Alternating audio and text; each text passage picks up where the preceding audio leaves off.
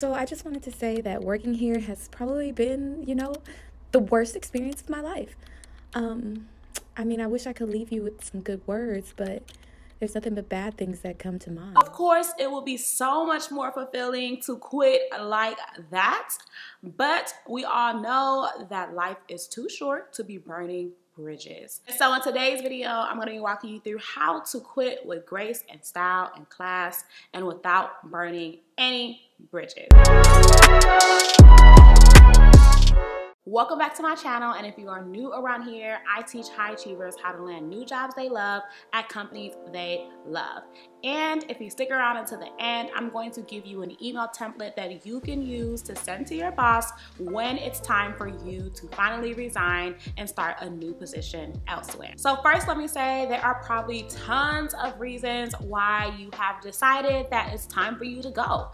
And while you may want to share those reasons, I suggest that you keep those reasons to yourself. I know you have been dreaming about this day. At least when I was unfulfilled in my career at a job I no longer loved, I used to dream about when I was gonna be able to put my resignation letter in. But now that the time has come, I want you to not say a lot of the things that you probably considered saying when it was just a dream. Rule number one, you wanna keep the details short and sweet. Before you speak to your manager or anyone else, you wanna decide the best way to explain that you're leaving. Even if you've been at your company for 5, 7, 8, 15 years, you still want to keep your reason for leaving general and positive. You don't have to tell your manager or anyone else the specific company that you're going to next, and you definitely do not have to share the reason why you decided that it's time for you to leave.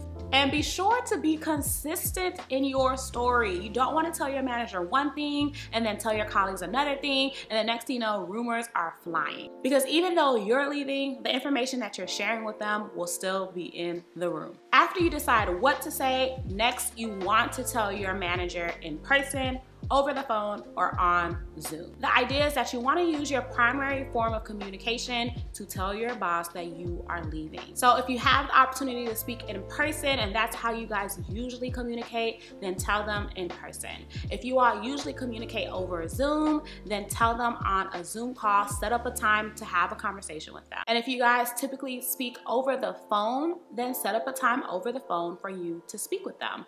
The only way that you should go straight into sending an email to your manager is if you guys only communicate over email. How you tell your boss and what you say is equally important. Even if your manager is the reason why you are leaving, the way you leave is going to be the way that you are remembered. And if you don't want to burn any bridges, then you want to leave a memorable impression. When informing your manager on your last day, you can say something like, I wanted to inform you that I've accepted a new role at a new company and my last day will be March 17th. Or you can say, I've accepted a new opportunity that will allow me to focus more on employee engagement and my last day is March 17th. Then you want to end your convo by telling your manager how you plan to transition your responsibilities. You can even offer to create a transition document that outlines your day-to-day tasks so that the next person who's in your position is well equipped to succeed because you helped them understand what you did when you were in the role. After that, you want to prepare for the good and the bad. How will you respond if your boss asks you to stay longer than 2 weeks?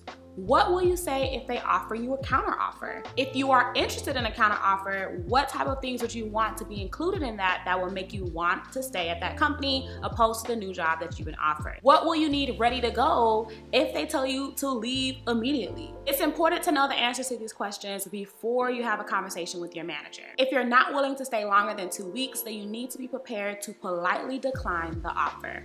If you're not interested in a counteroffer, then you need to be prepared to decline that as well.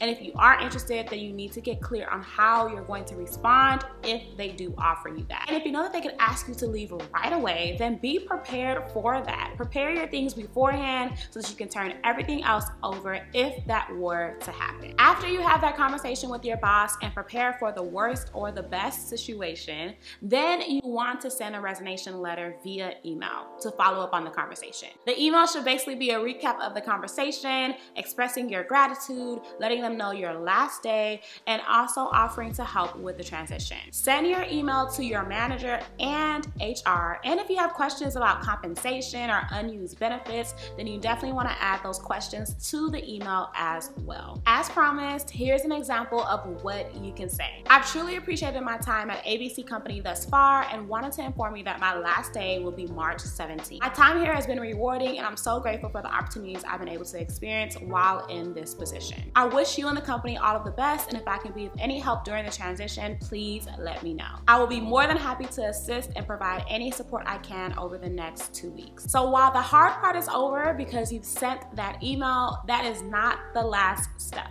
Next, you want to chat with your mentors and allies and also let them know that you will be leaving. If possible, schedule individual meetings with your mentors and your favorite colleagues and all the people who you could think of who have helped you during your time at the company, who've maybe championed your growth, who have supported you, and who you'd want to know personally that you're leaving. But remember, you want to keep the details positive and at a minimum. And then be sure to exchange contact information or connect with them on LinkedIn so that you can stay in touch. For bonus points, if you want to leave on a good note and without burning any bridges, I highly recommend doing whatever you can to make the next person's life easier by tying any loose ends and still doing an excellent job at your job up until your last day. This will ensure that you're making your transition as smooth as possible. Trust me, following all of these steps will make them wonder why they didn't do more to keep you. And if you're watching this video dreaming about the day that you're going to be able to finally quit, but you have not yet been able to land that job offer, then you're definitely going to want to grab my free guide on how to go from 0 interviews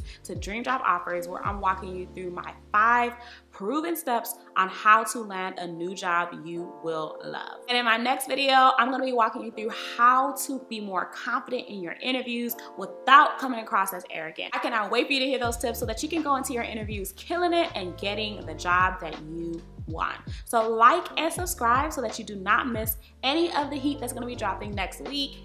And go ahead and watch my other videos on how to stand out and get hired in the meantime.